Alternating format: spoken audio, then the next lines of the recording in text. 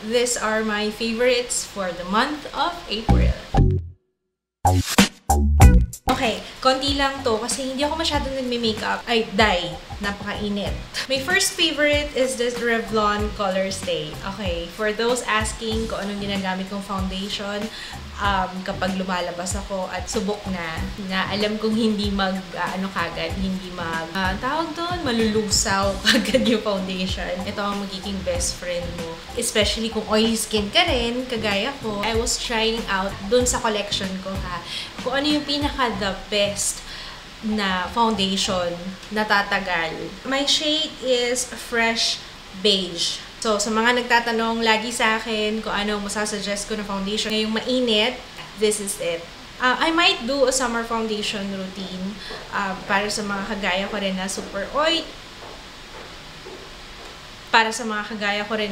oily. So, para mai-share ko din kung ano yung mga pinaglalagay ko sa face ko para lang hindi siya malusaw agad yung mukha talaga yun. Halatang gamit na, no? Kasi parang ang dumi niya na.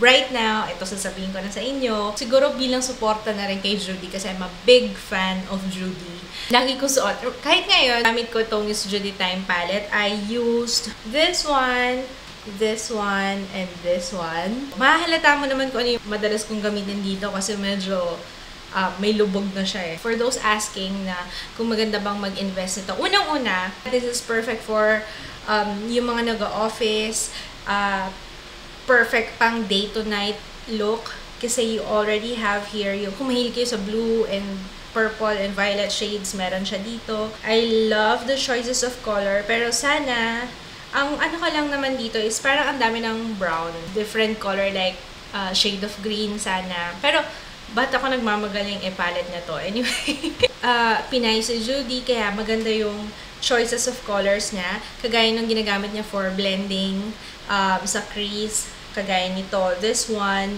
kakulay ng skin natin. Saka yung pigment niya, hindi siya yung overwhelming. Or parang subtle lang yung itsura niya. Hindi siya ganun ka boom. If you buy it from the States, of course, mas mura siya. Pero pag dito niya na siya binili, syempre, inclusive of the tax and ano pa ba, talagang mas mahal siya. Pag kinonvert mo siya sa peso, talagang mas mahal siya. Yung packaging niya, it's small and meron siyang salamin. And magandang quality ng salamin niya, although madumi na yung salamin ko. I love shimmer eyeshadows, kaya gustong-gusto ko to kasi mostly shimmer and satin. If mahilig kayo sa smoky eye look, try this one out. 1.2 to 1.5, I think. Mga ganun yung price range siya. My giveaway is still open, so until May 15 siya. You can still join my giveaway kasi I'm giving away 2 It's Judy Time palette. Yung isa doon, I bought it myself. And then yung isa is sponsored by a good friend. Gustong mag-share din ng kanyang blessings. So thank you, you know who you are. Alright, so next favorite is this Artist Studio brush. Isa lang siya eh. This is available, I think, sa Landmark. I'm not really sure.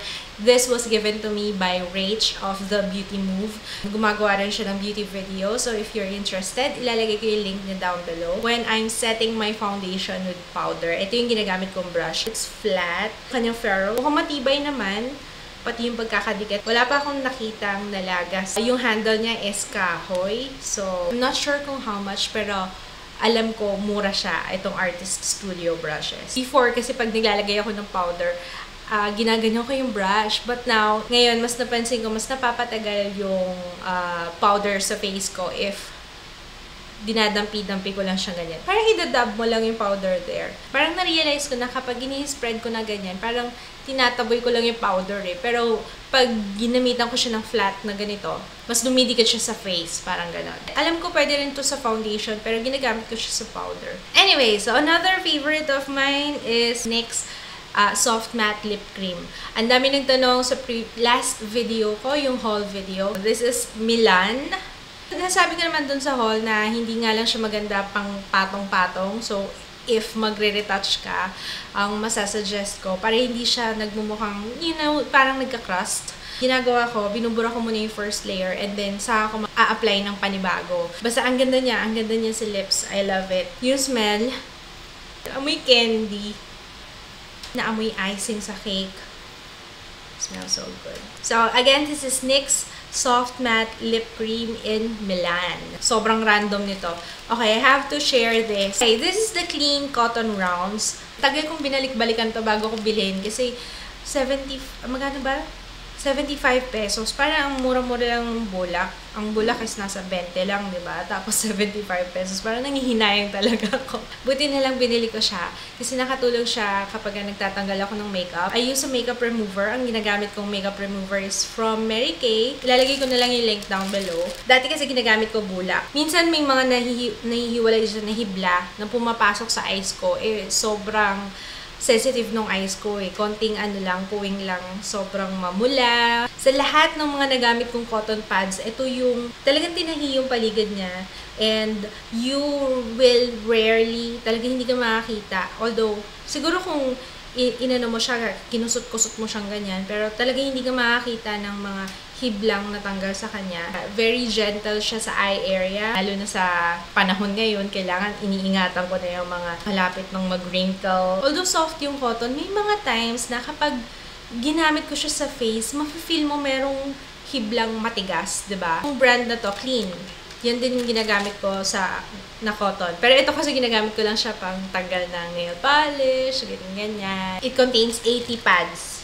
Okay lang yung 75 pesos para naman sa ikabubuti ng aking mata. Pwede na. So, last products na i-share ko sa inyo, favorite kong gamitin for this month is itong Kojic Papaya Scrub with Bleach Gluta with pure vitamin C. Parang pangalan pa lang niya, no? May Kojic, may papaya, may bleach, may gluta, may pure vitamin C. Saan ka pa? So, the reason why I love using this one kasi saktong konti na lang saktong-sakto yung, alam niyo yung may scrub na nabibitin ka, may scrub naman na sobrang sakit. Dati gumagamit din ako ng loofah, pero ever since na nalipat kami dito, yung kubeta namin walang bintana. So, hindi natutuyo kagad yung loofah. Alam niyo naman yung loofah pag laging basa, nag-aano siya kagad, 'di ba? Yung nadudurog siya kagad. Kasi 'di ba, kailangan may ventilation, nahanginan. Ayun na, pinag-usapan na natin yung kubeta namin, 'di ba? So, reason why I love using this one is sakto sa pangangailangan ko ng exfoliation. Yung smell niya, carry lang. Hindi ko ma-distinguish pero parang amoy shampoo. Mabango siya. I really don't know if pumuti ako kasi summer ngayon. And after ko siyang gamitin, after kong maligo, sobrang smooth. And ito hindi ako nagbibiro, ang smooth at saka ang soft ng skin ko. Magamit ako ng Kojisan, diba? Alam niyo naman, yung Kojisan talagang after mong maligo, parang natatakot kang magpahid ng tuwalya kasi parang mapupunit yung skin mo. Ganun siya nagiging sobrang dry. Pag gumamit ako nito, para na rin ako nag-lotion, para ako nag-moisturize ng skin. Hindi lang siya nakaka-exfoliate. After mo siyang gamitin, it's moisturizing din. Kung hindi kayo mahilig mag-scrub, kung ayaw nyo, ayoko talaga nag-exfoliate, no? Yung gumagamit na ng scrub kasi parang lalo na kapag gumagamit ka ng mga whitening soap, huwag nyo masyadong i-scrub yung skin nyo kasi lalong parang nadadamage yung bagong layer ng skin nyo. Parang ganun. I use this once a week. Lastly, also from YC Skincare is this Yogurt Collagen Night Cream. Ito ginagamit ko lately. Hindi ako gumagamit ng moisturizer kasi I tend to oil up, lalo na ngayon mainit. Kasi hindi naman ako sa mahal ng kuryente. Hindi kami pwedeng mag-aircon ng buong gabi. Pagkagising ko sa umaga, ang soft ng skin ko. Sobrang soft. And alam ko mura lang to kaya nire-recommend ko sa inyo. Kasi ayoko rin mag-suggest sa inyo ng mahal. Ako talaga ayoko, kuripot ako. Ayoko nang mamahalin. Alam ko mura lang to. I'm sorry I cannot give you the exact price. Pero I will just give you the link below. I highly recommend this Yogurt Collagen Night Cream. Lalo na sa part ng nose, marami akong blackheads Kapag naglalagay ako nito sa gabi, parang soft pati ng nose ko. Parang nadiligan pati yung mga whiteheads, blackheads ko. That's it for my April favorites. Don't forget to give me a thumbs up if you want to see more monthly favorites videos. Kung hindi pa kayo nakaka-subscribe, please do subscribe because I do this monthly. Yeah, thank you for watching. Bye! Ow! Bed. Of course. Doon muna tayo sa bench. The first one I got from bench is this belt.